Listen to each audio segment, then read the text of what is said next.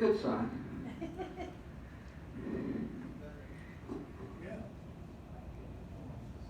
don't think you guys want to hear me breathing. Okay, why don't I see the clicker? Because I brought it over here.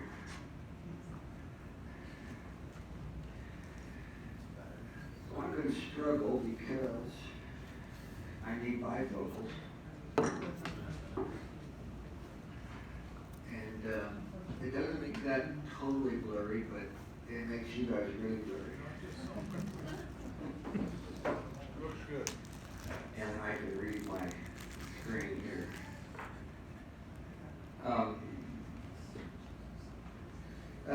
That's one of my queens. Oh.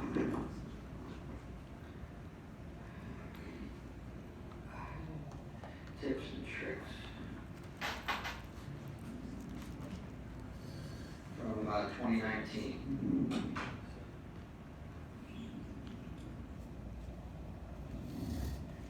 We're going to talk about placing a queen or introducing a new queen in a hive.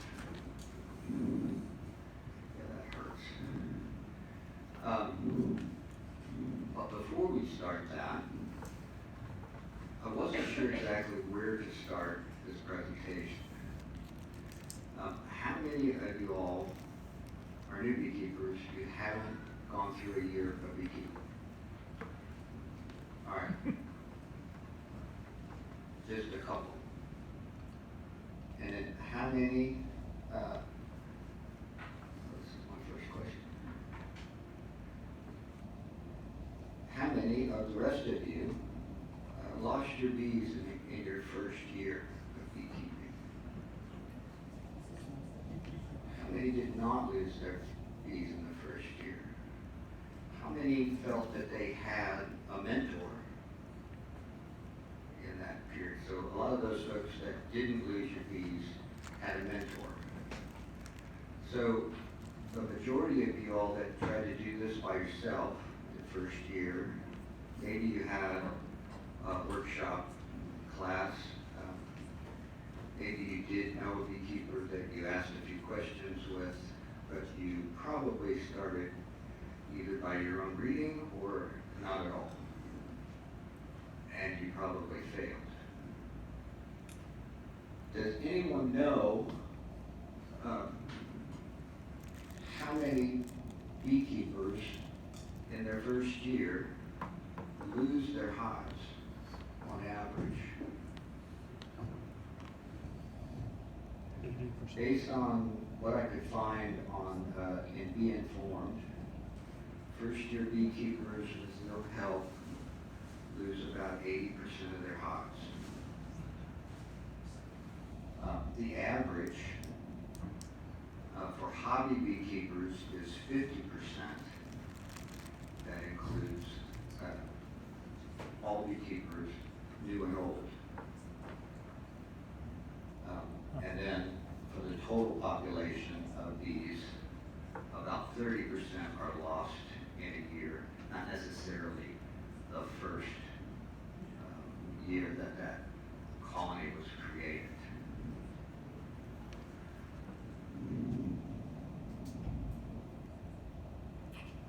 How many know, or does anyone know, how many feral bees die in their first year? 80%.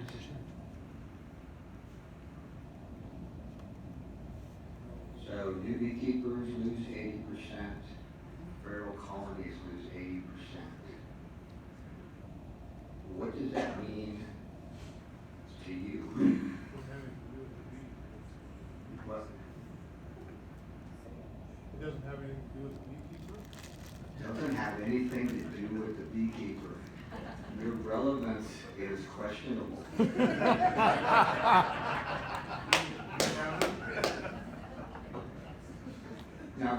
Now you might look at that as a bad thing. I look at it as a good thing. I can blame it on the fact that even if I wasn't there, 80% of the bees would die. So not being relevant is where we all start. And that's totally contrary to what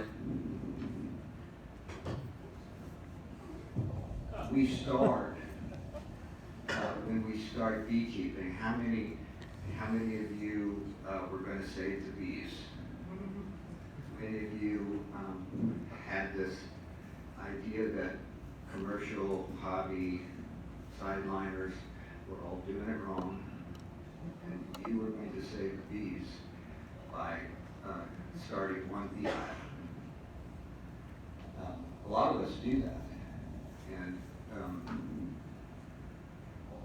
it's a bad mindset.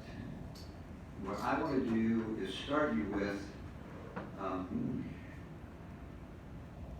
a beekeeper's mindset that I think works all the way through your career, unquote, as a beekeeper.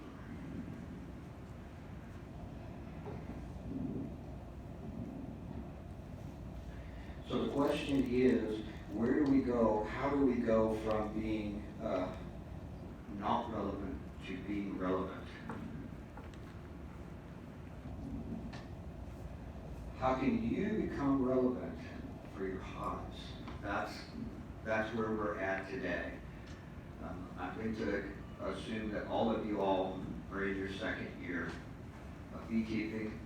There's a lot of experienced beekeepers here that I'm going to bore to tears probably, and I apologize, but the audience was supposed to be second, third year beekeepers, so that's who I'm going to talk to.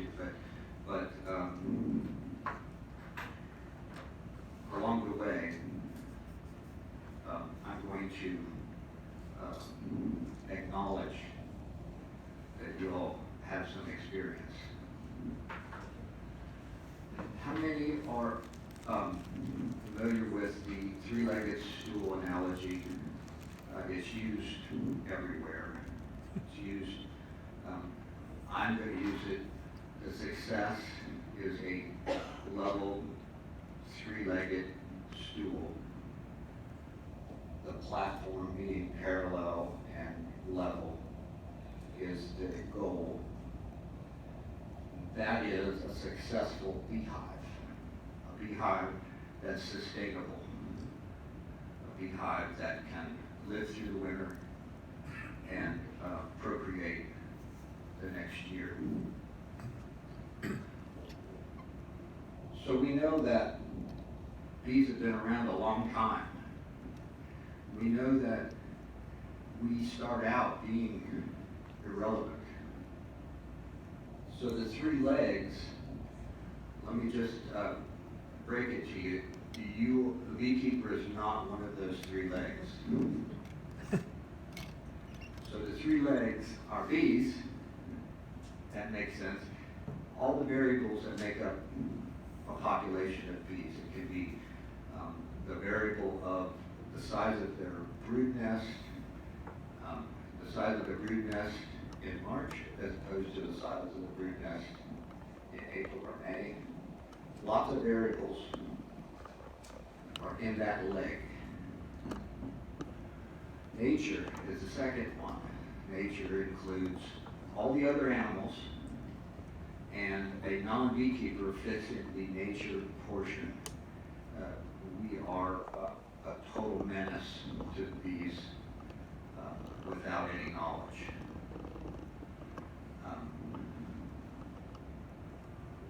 Weather being the biggest portion of this leg. The third one is blooms. You can talk about it being resources, the theater of nature, and the subject, bees.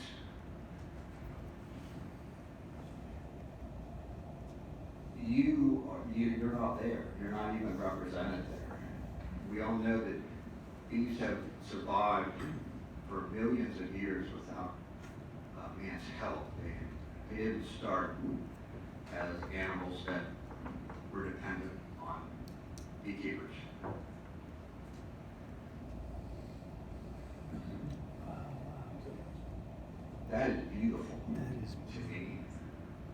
that is natural bees. That's what bees do when man doesn't get in the way. And it's everything that the bee needs. In this case, it was all stored honey, so the nest was down below. But this was empty space. They needed the space. They converted it into storage. They drew the comb as they needed it, any which way. It also shows the bees are fairly resilient. Things don't have to be in the exact perfect order all the time. We're going to see where there are laws that we have to follow as beekeepers, especially when we're talking about introducing a foreign queen to a hive. So your superpower is being able to detect the shortages, the mismatches between those three legs of the stool. You notice that it's too cold for them to get food this month, so you want to feed them. So the blooms won't be there, the weather's not there for them to fly. Or it could be that the weather is not there, but the blooms are there, but they can't give them, the bees the nectar. So that is where a beekeeper finds his role.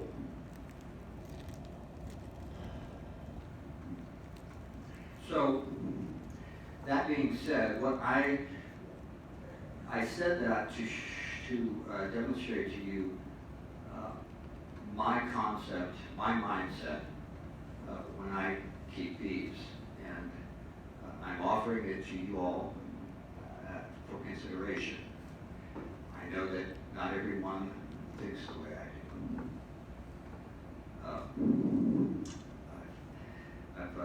I've proven that many times. And I'm not always right. So what are we going to talk about today?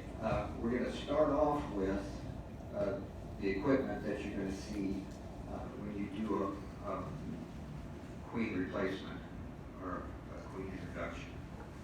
We're going to talk about the natural way that queens replace their queens. We're going to look at a matrix of different states that a hive might be in, and then the different forms of queens that we can introduce to those states. And then we're going to concentrate on just two introductions. One is the caged queen. I only have two physical examples, but I've got some pictures here in a minute. The Jcdz is probably the most common. The California cage is used more often on the West Coast, but we'll see it because we'll get queens from the West.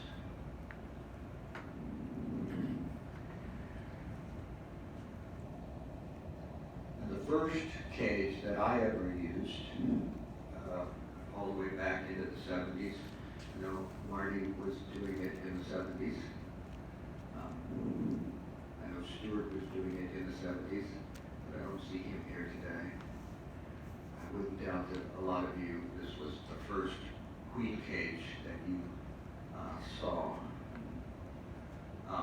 This is the candy. There's a hole right here. There's a hole right here. This hole is plugged usually with a cork. This hole is covered with usually metal, and you'll see that metal right there. And this one, this is the way the cages used to come in package bees, and that metal it suspended the cage into the package, and then that plate pivoted open up the candy side. So you could introduce this hive or this cage with the candy covered or with the candy open.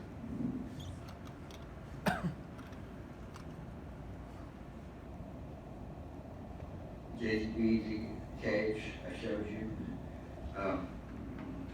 This is what's called a battery box. This is the way lots of queen cages are sent to you. This is how they mount into these frames, and then these are suspended within this box. They dump in a bunch of extra bees to take care of it, and they usually put in a wet sponge so that they can give the queens water and tend to them. That's the way most queens today are shipped, unless you're only buying one. Here's the relative position and size of the Jcdz in a hive. I don't lay my cages like that. There's a lot of controversy about how you're supposed to lay your cages in. Some of it is overthinking, some of it is pretty good. I'm going to let you read about it and you kind of decide. But when I do it,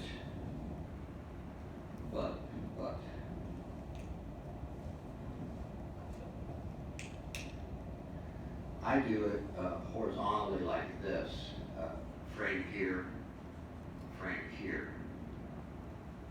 And I push this side in, or I actually push this side into the comb so that it lays in the comb.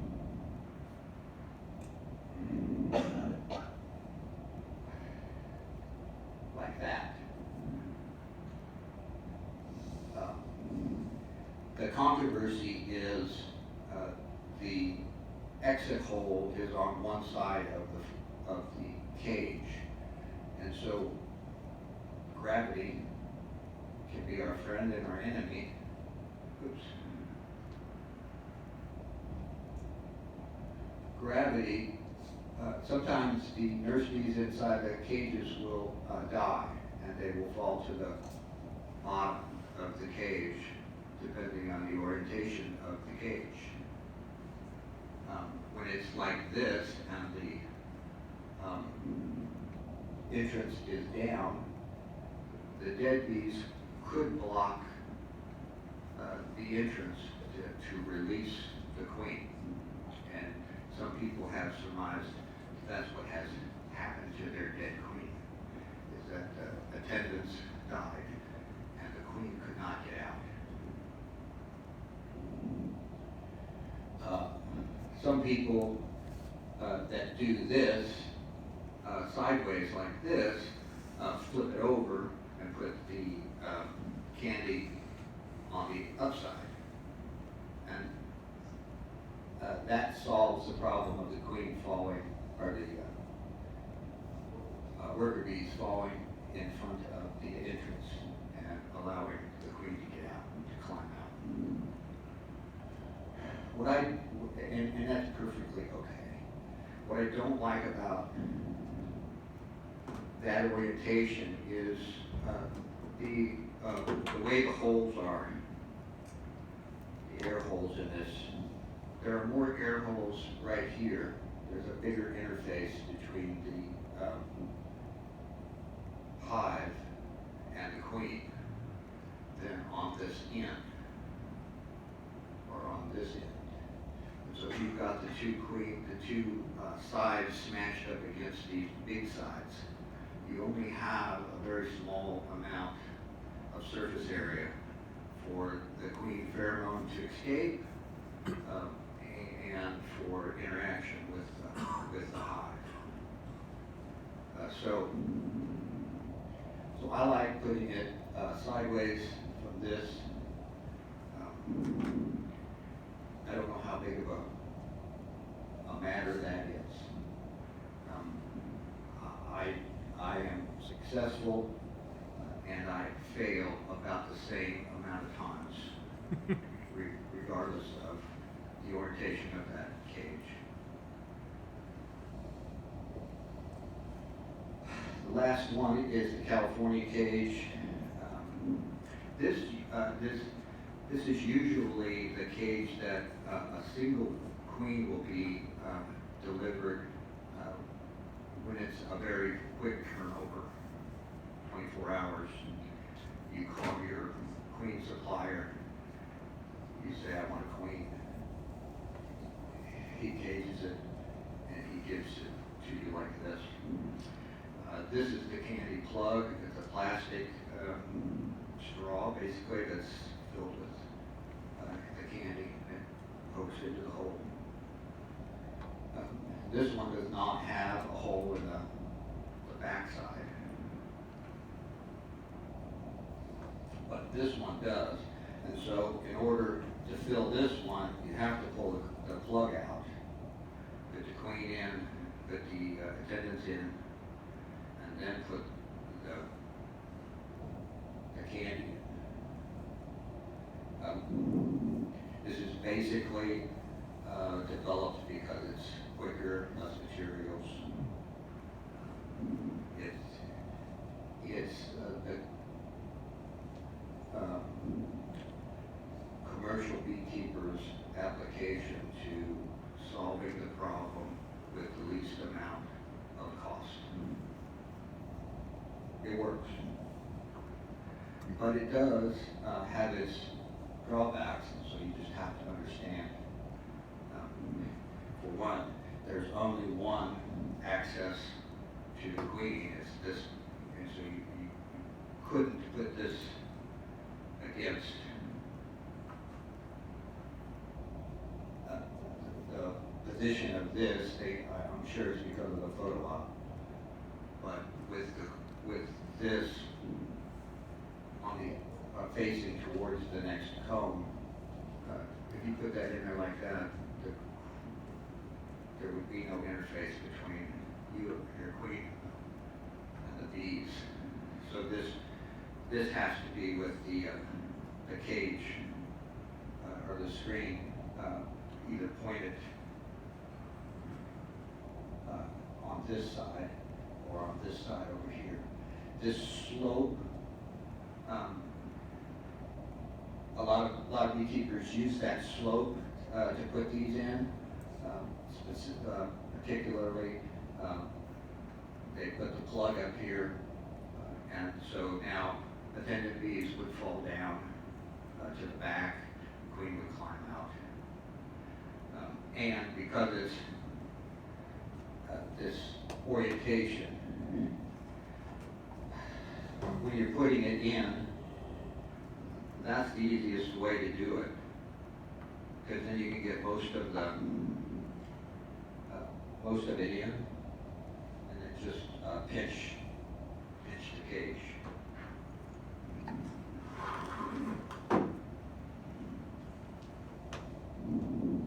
Details. Your success as a beekeeper is going to be how much you acknowledge the details and decide what is important to you or what is important to the bees and what you might be able to do differently to speed it up or whatever your needs are at the time. By far, probably the easiest way to introduce a queen is with pushing cage. I have one mounted here. You usually will use these. They had these back when I started.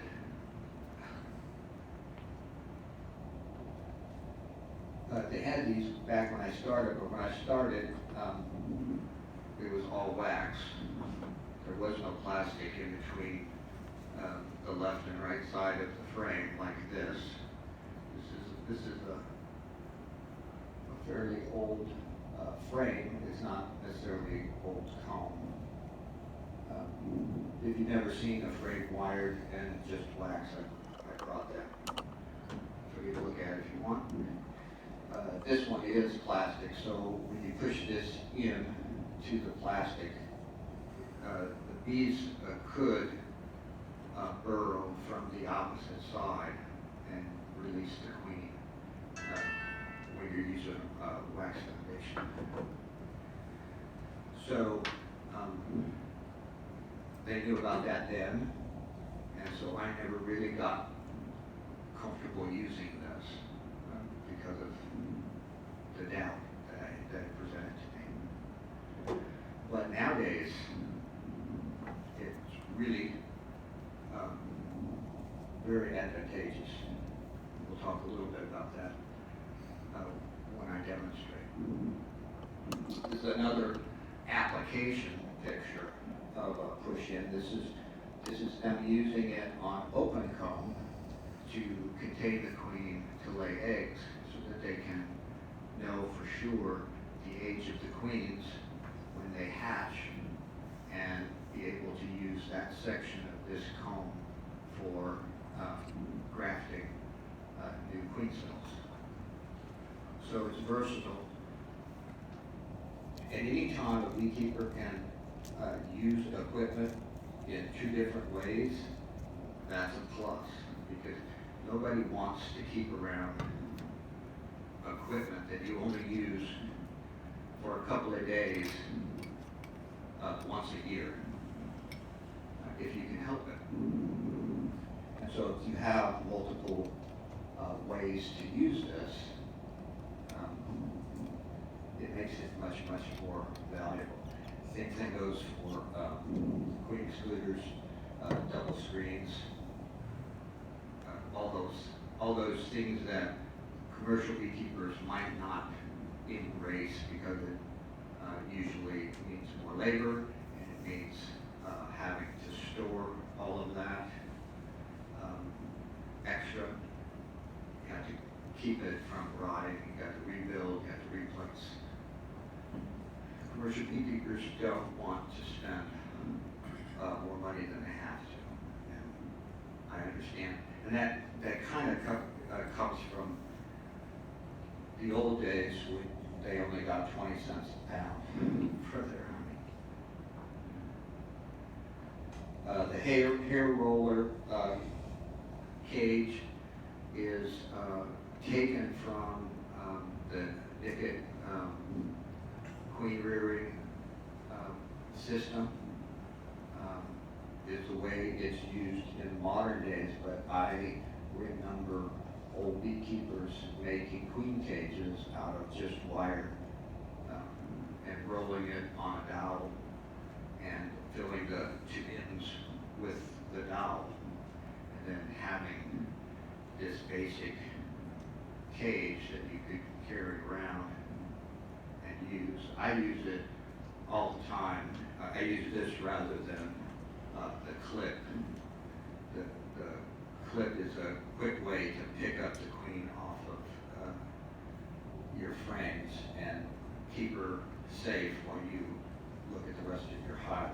So once you see a queen, a lot of beekeepers, a lot of older beekeepers will go ahead and cage her, put her up.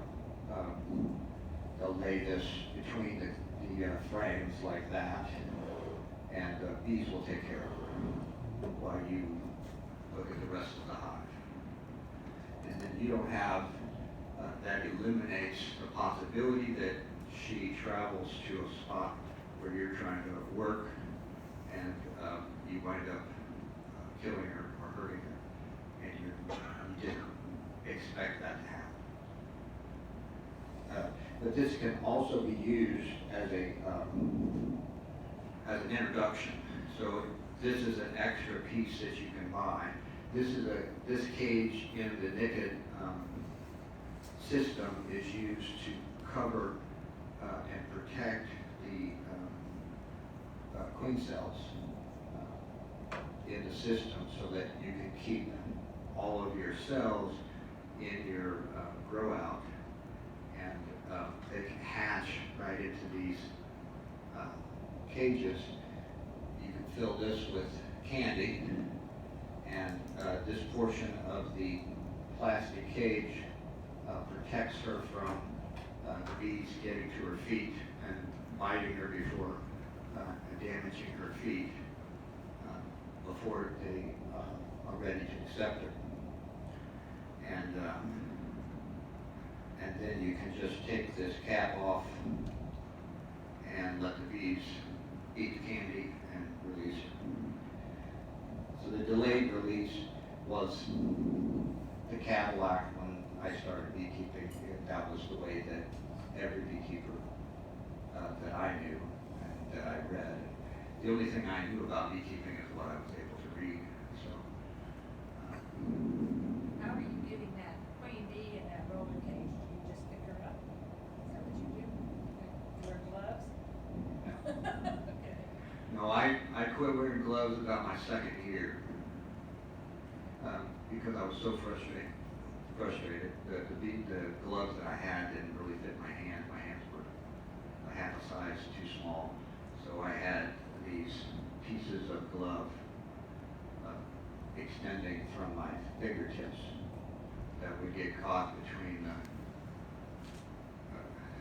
the ears when I was trying to put the frame down. Now I was successful in getting the frame down in the grooves and everything, but now I had to pull my glove out from underneath it.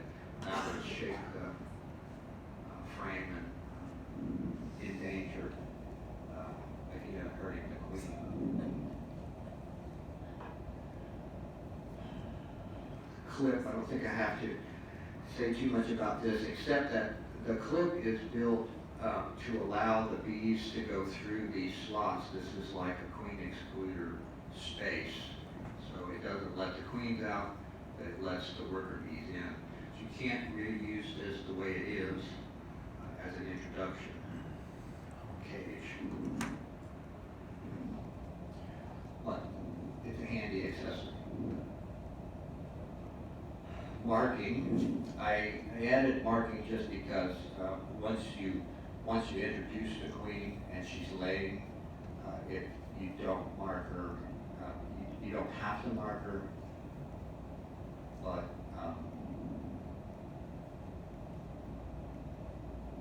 I just think it's advantageous to me next year to know that this queen that's heading this hive, I installed. So I know that queen survived the whole year. If that mark is gone, this is a replacement. They superseded that queen. Or I killed the queen and they raised an emergency queen. Either way, I'm not so sure that this queen is the queen I want to keep in that hive. And I may be reintroducing a preferred queen into that hive. So I find it very valuable, and it kind of adds to my own delight when I find a queen that's still marked. And I actually do have a 3-year-old queen in one of my hives. This will be her 4th spring. And she was my best hive last year.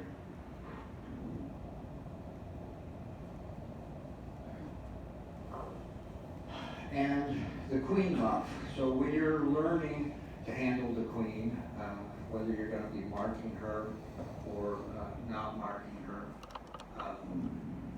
this is kind of helps you take baby steps into handling queens. You guys, what did we do when you came to see me? We practiced marking what? Drones. And you guys were like freaked out when I first suggested that you do that. And then I showed you how to do it, and then you practiced it, and you guys were ready to mark all of my drones in all of my hives. And we were marking drones in a laying worker hive. So that was interesting. So the natural way of that the bees replace their queen. The reason why I want to take time to talk about this is the man-made ways to introduce a queen is patterned after these efforts. So the reason why they are is because if you don't get the worker bees, on board, you're fighting an uphill battle. You should always use nature and what the bees want to do to accomplish what you want them to do. For instance, in the summertime, beekeepers, commercial beekeepers, stop trying to raise queens.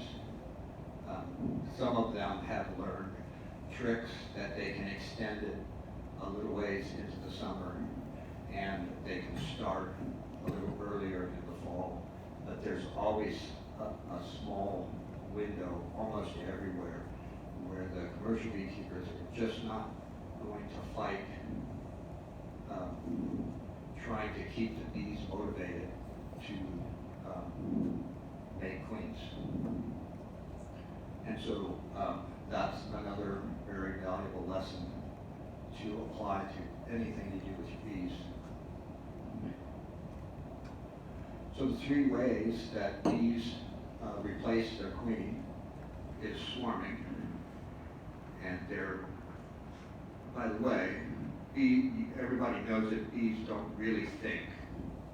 Everything that they do is subconscious or unconscious thought, per se. They are reacting to an external stimulus that triggers a response. And it doesn't mean that they are deciding, yes, I'm going to do this, and no, I'm not going to do this. They are responding to the accumulation.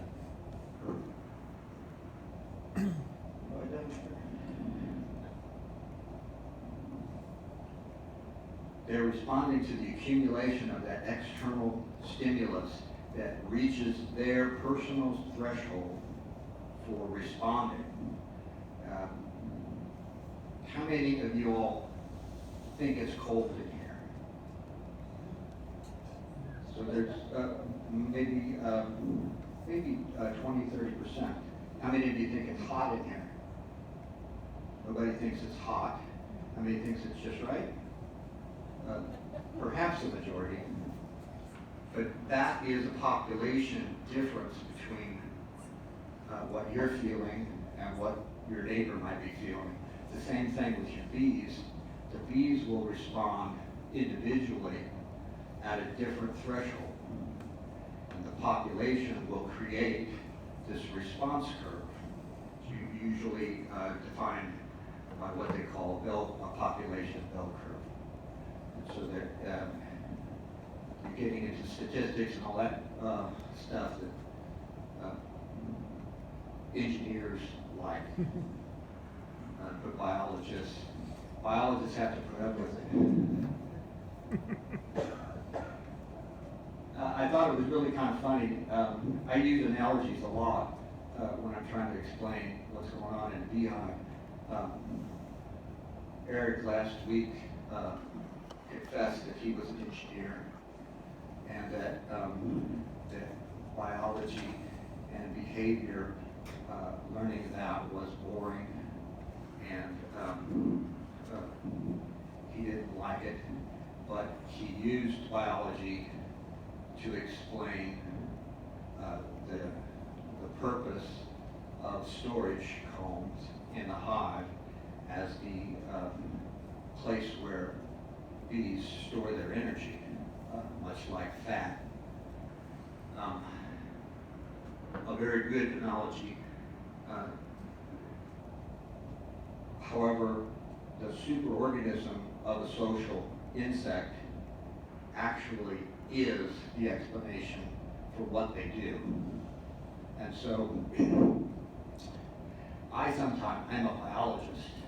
I have a degree in fisheries and wildlife management. But I have a electrical engineer for a father. So I like things to be neat, but I also like nature. So when I explain a colony or a hive, I sometimes refer to it as an engine. And an engine does not create energy. An engine must be given energy, collect it, and be given it, and then it does work, and it produces a product. And that's much the way bees work. They go out, collect energy, the sun shines, that adds energy to the internal environment.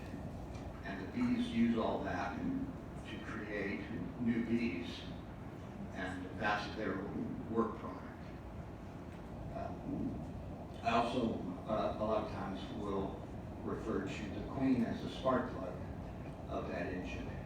She's putting out eggs, which would be the spark, and then the bees take that spark and convert it into product. Well, without that spark, the product never can be made. So swarming is the natural process of reproduction. We all know that every animal alive has two priorities, major, simple priorities. One is individual survival, and two is procreation. Individual survival first, procreation second. How do the bees handle that? The bees themselves protect themselves, but they join together to make the reproduction happen. Okay? And I always get a little frustrated with people who say that if you use swarm cells, that you're going to promote swarming in your hive. I'm like, so you're saying that if I use their natural instinct to reproduce, and that is controlled by external conditions, it's not controlled necessarily by genetics, other than the genetics quantify when the bees will react to those external forces. For me as a beekeeper, I watch the external forces so that I know that I don't have enough threshold in any one of those things to elicit a swarming response. So if you could sit in that easy chair right before the bees decide, okay, that's it, we're moving. We're going to split this hive, and we're going to procreate. I don't really see that as necessarily a problem, as long as they are responding to the fact that all conditions are perfect for them to swarm. Yes, I would not use swarm cells from March. That is an imbalanced hive. That is the wrong leg of that three-legged stool. That population is out of whack with the other two. There's no support for those two, from those two things for a colony that starts March with 10 frames of brood. That's just a problem waiting to happen. And so I try to avoid that. Supersedure, that's natural survival. They've been triggered by some characteristic in the hive. The queen is not producing enough queen pheromone, or or there may be an imbalance between drone brood and worker brood. There may be increasing amounts of drone brood as opposed to worker brood. That triggers them to say, this queen sucks, and I'm going to start a queen cell. And that's all she really decides to do. She's compelled to start a queen cell because she's reacting to some level or some threshold. And again, it's always individually detected by the individual bees, not necessarily the full colony that decides to raise that queen cell.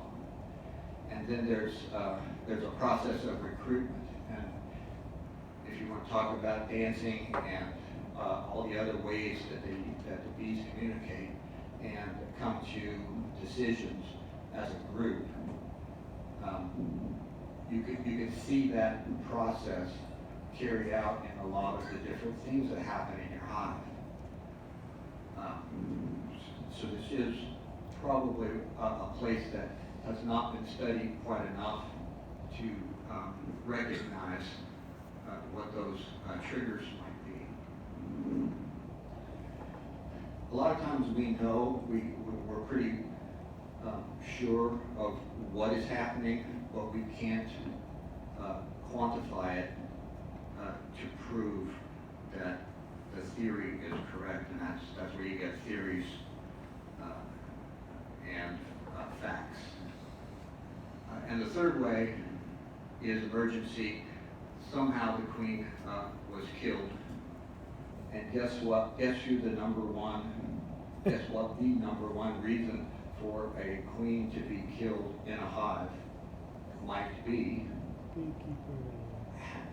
I don't know of a scenario where a feral colony will have to raise a emergency queen in a tree. The whole risk management of a cavity that's 15 feet up in the air and a hole this big to get into, it's pretty dang protected from all external forces. The only thing that could affect a queen in the colony would be disease. That could happen, but that might be because of mites rather than particularly the diseases. They say that the diseases have been there, the viruses, the bacteria have been there all along, but it's the mites that break open the exoskeleton of the insect and allow the virus to enter the body. And it's always surprised me that a queen is so well protected from those internal problems. It's very rare that the queen will suffer mites on her body until there are so many mites that it's not even funny. Same thing with the viruses, because they protect that queen so well, she doesn't always get those viruses unless the viruses may be fed to her.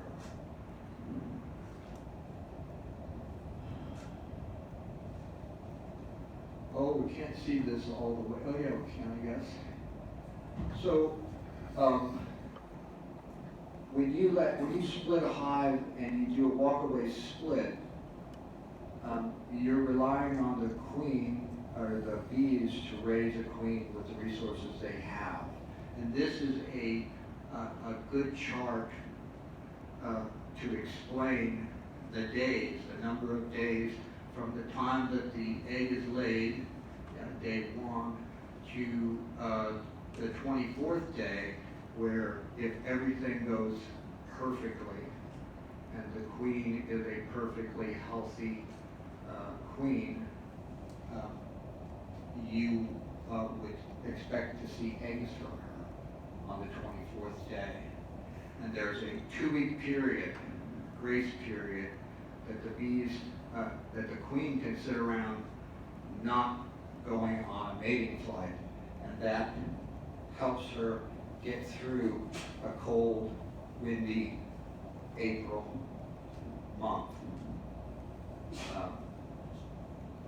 up to half of that time, 2 weeks. And then after that 2 weeks, the risk goes up substantially that she is not going to go on a mating flight. She is not going to get mated. The reason why it goes out to 42 days is that there is some recorded evidence that a few queens were able to do that.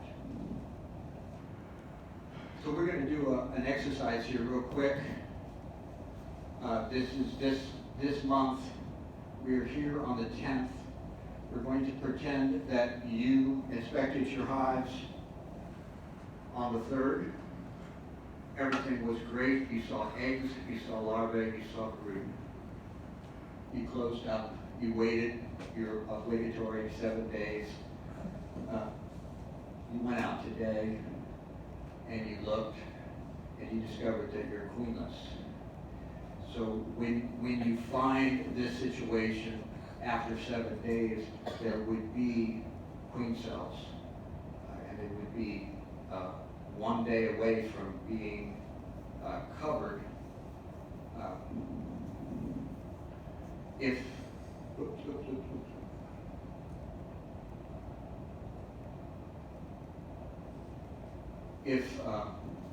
they picked that egg that was laid on the 1st when you killed her.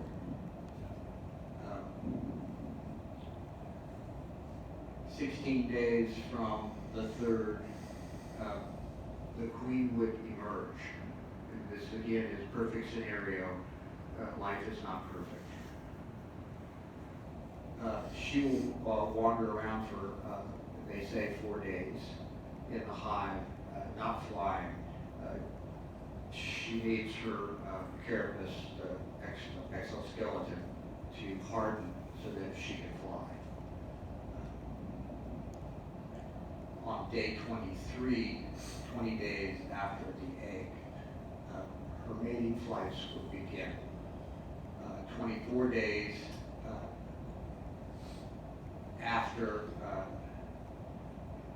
that, she would start laying eggs. Perfect scenario. Now we're into May, so we've lost all of April. Your hive currently is not growing, it's shrinking. At 35 days, that's the end of the window that she could have gotten mated. That's just to mark that time. But in the best scenario, the earliest time that you would start seeing bees emerge would be the 17th of May.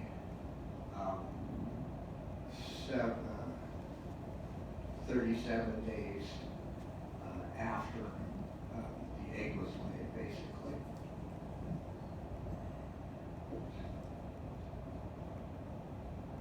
At this point,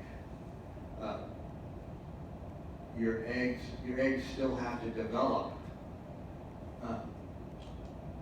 I'm sorry. So at May the 17th, you've got new bees starting, but your colony has dwindled about half of that time because you had brood that was in different stages when you killed the queen, and so it takes about 20 days or so for all of those bees to emerge, and so the old queen's process is still keeping the hive about the same with bees that are dying and bees that are emerging. But at 17, you've got about 14 days that you've got to make up in population before you're at the point that you were on the 10th of April. So that puts you somewhere down here at the end of May to be as strong as you were in April. And now, from that point on, your hive will start to grow bigger. By the time they grow 21 days, you're into June, and you have missed Missouri's spring flow for 2022 for this hive. So that is the reason why a walk-away split has to be understood. So you're most probably not going to get any production from that split. You can make something happen with the old queen that you split from, because she's going to continue to lay and grow. And so she could be ready for I think Eric said the 5th of May. You're at about an hour right now, right? Oh my. All right. I'll speed this up. I don't think we have to spend too much time on the process, but I'll point out a few things. Common reasons why a beekeeper wants to replace the queen. The colony is queenless. Some beekeepers don't want to keep bees past 2 years. I could go into the reasons, but there are reasons. That's an opinion. The queen's brood pattern is either poor, she's missing cells, or she's laying drones in worker cells. And the last one is the beekeeper wants to introduce new genetics. Any decision to replace the queen could be one of these things or a combination of these things. So there's different states that a colony starts in that you start your process of replacing the queen. The colony could currently be queen right. The colony could be queen right and healthy. So this replacement is by the beekeeper's discretion. Could be queen right, but not healthy. Situation of brood pattern is an example. So you have a queen that's laying, but she's not doing very well. And that could also be genetics. It also could be because of mite counts that you made on her last fall, and you marked this queen as a poor, mite-resistant queen, and so you want to replace her with good genetics. Or emergency queenlessness. This is usually what new beekeepers will come across first, mostly because of our learning how to inspect a hive without harming the queen. But you could have a natural queen failure. This is a very small percentage of the population. Or it could be man-made. Could be man-made by a split. So you pick up a hive, you carry a walk-away split as an emergency queen situation. The beekeeper made no decisions and gave the decision-making to his bees to take care of. When I say he or she. Could have been an accident by you. The different types of new queens that you could introduce to a hive. They come in many forms. A queen cell. Some would argue this is not a queen. Semantics. A virgin queen. Some might consider that not a queen. Because if they're not mated, you haven't made it over the goalpost or over the goal line. A caged mated queen and a caged laying queen. The push-in cages. And just a laying queen. There is a report, there was a study done, I think it was either Steve Tabor or it might have been, who's the guy that's president of Abermodia now? Jeff something. I was forgetting. Anyway, they did a study. They took 2 hives with queens. Both were laying. They picked up the laying queen from both hives, and they just swapped them. They just dropped them into the queen. They did that 200 and some odd times. Every one, no queen loss for either hive. They even took the same queens and switched them back. Still, they didn't lose.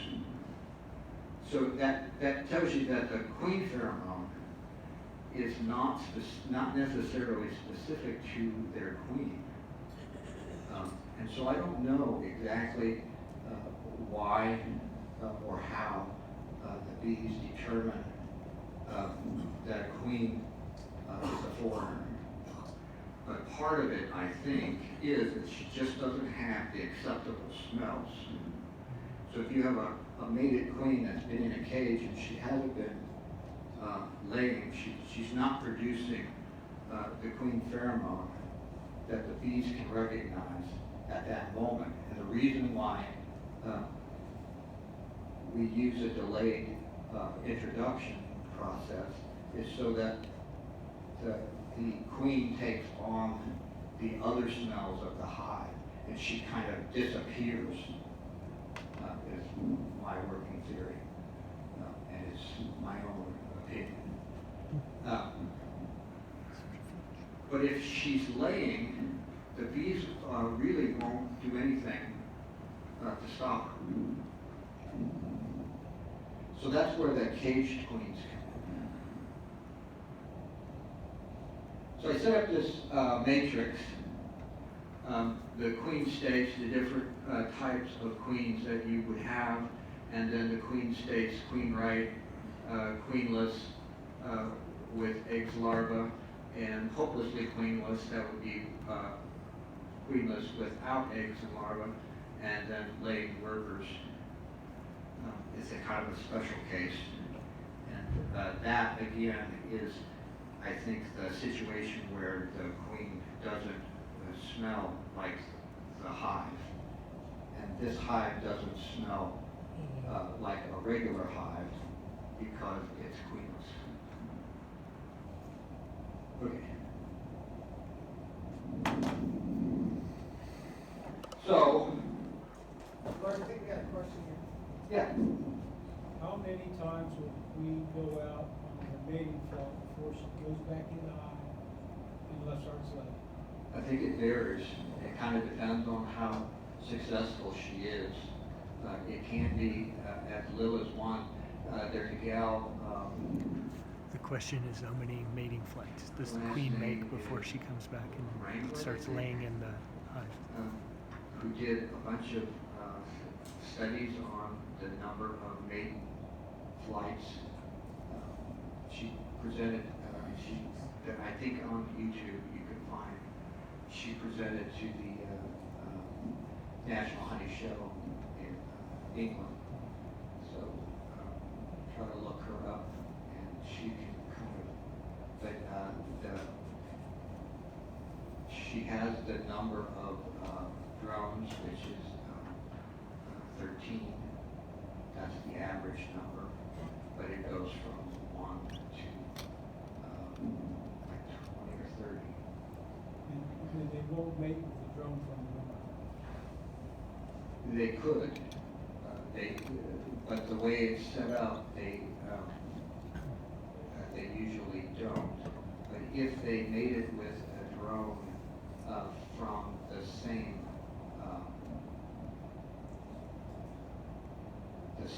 mother, then the eggs would be still haploid and not diploid, so it wouldn't be fertilized. And what you'll see there is the queen is fertilized and she's laying, but she's laying haploid workers, and they turn into drones. And the bees will pull them out. They can sense that there's something wrong with that bee and throw out that egg.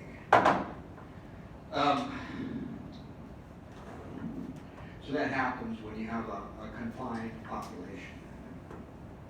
You know, I was wondering, when you requeen, why do you go horizontal and not vertical? For me, it increases the surface area that your hive can access the queen, and her smells and their smells can more quickly, more easily, more completely. But you could go in between the frames, horizontal, you're right. Vertical. Put a thumbtack on. Are you talking about the Jcdz, or are you talking I'm about? talking about the requeening, just, you know. Are you talking about what cave you're Well, talking the about? single one, if you know, the California one. Well, the California one, there's only one side that has to be open to the bees, and it has to be open to the bees. So whether it's pointed out the back, Or down. whether, yeah, you could do it this way. But this is probably hard on the queen because she's resting on the screen and the bees could bite her legs. This way, she could rest on the cage and be protected. That make sense? Okay. Yeah. On your analogy of the three-legged stool and the success, your first leg was bees. Yeah. Do we need to split that leg into? It's actually the combinations, the variables of that colony. But for that single leg of bees, one component is healthy queen, right? It would be, yeah. Yeah, anything that has to do with the bees, negative or positive. When you're talking about either the individual bees or the superorganism, the colony itself. Do you guys want me to demonstrate this? Or are you pretty tired of hearing me talk? I think you should demonstrate. I'm seeing no response to either one. I think you should It's demonstrate it. interesting. I think I've overstimulated your brains. At least that's what I'm gonna say. I think you should Let me demonstrate let it. Marty go ahead and talk about swarms and then. If you have other questions, you can come up and talk to me, and I can After Marty demonstrate speaks, that if anybody wants to, later. that'd be great. Thank you for your attention.